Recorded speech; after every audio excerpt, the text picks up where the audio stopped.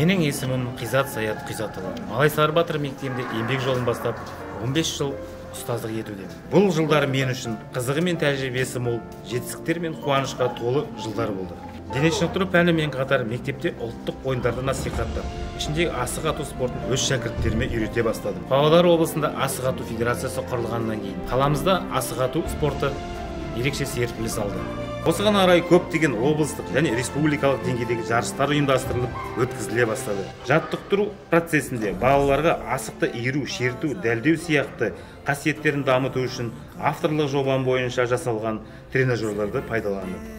Сол жарыстарға оқушылармен бірге өзім де қатысып, жүлделі орындарға ие болдым. Бірінші республикалық дене шынықтыру пәнінің съезінде баяндамам оқылып, нәтижесінде оқу ағарту министрінің төс белгісімен марапатталдым.